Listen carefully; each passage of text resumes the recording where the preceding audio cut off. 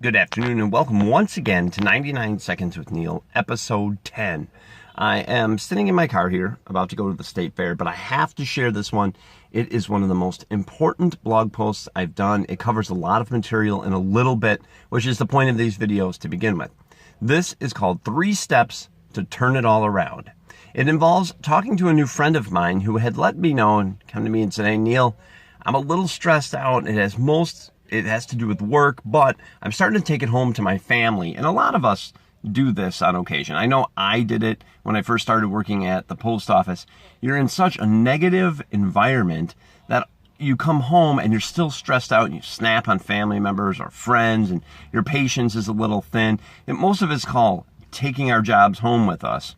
And it's really a common malady.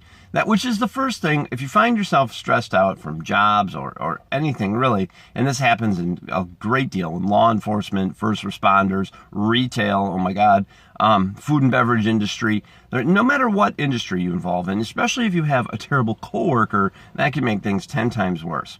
According to Forbes magazine, 70% of us are going to jobs that we hate. 70%! That's over half, almost 3/4. It's crazy, but we often trade our happiness for money or what we deem security. And really in this world, there is no job security, let's be honest. Whole industries disappear overnight. But that's the facts. And when it can lead to a seriously detrimental condition to your health. What do I mean? Well, according to a recent study by Stanford University, 80%, that's 80, of all visits to the primary care physician are stress-related. Stress is a common link to almost every malady. And even if it's not a common link, being stressed out will only make your condition worse.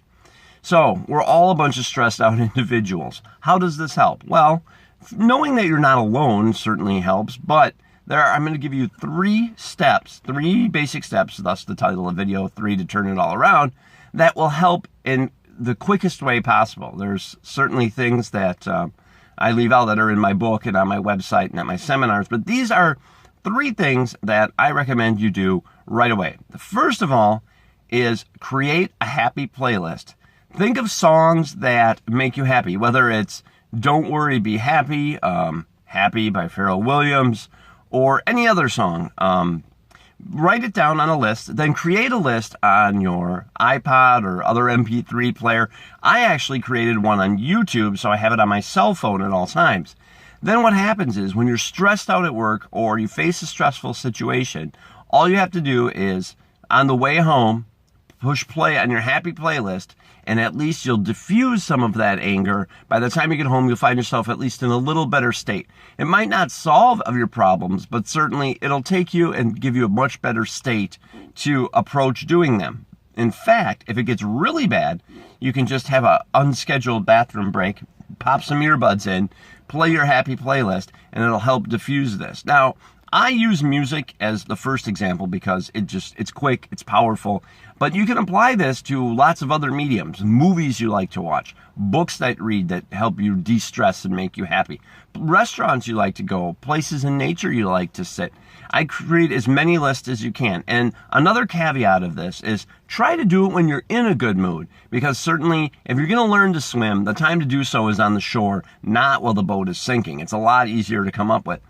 Second thing, keep a journal. For any of you who follow my work at all, you know I'm an advocate of keeping a journal. Journaling is amazing and has changed my life in great ways. A quick journal is to write 3 things you're grateful for every day and why. And then reread them twice a day, once when you get up and once right before you go to bed. But even if you don't want to do a gratitude journal, or maybe that's a little hard starting out, I recommend at least writing down your thoughts and feelings. This does a multitude of things. First of all, it brings clarity. If you try to keep everything in your head, oh my God, we got a million things in our head. Grocery lists, responsibilities, family issues, tons of stress. So to try to figure out what we're thinking and get everything in line in our head, that's just adding more chaos to the situation. Just by simply grabbing a pen and paper, writing it down. It can be as simple as a notebook. It doesn't have to be a fancy journal, although you might want to graduate as time goes on. But just writing your feelings down can offer a little sense of clarity. Plus, you can always go back and read it when you're in a better state. Or sometimes even just sitting back and reading it a little later said, wow, I'm really thinking this way. That's a little foolish. Or I see how I can improve this situation there. The third thing is get outside and get in some motion. It's been proven that physical motion helps mental emotion. So get out. I love doing it in nature. Go out to a park, go out to a little woods, walk, kind of take some deep breaths as you're walking. You can even listen to your happy playlist while you're doing that. And then when you're done, take a break, write in your journal a little. If you do these 3 things, not only will your stress be reduced, you'll be snapping on people less, and you'll have a better state in which to approach life. The light at the end of the tunnel will also be you.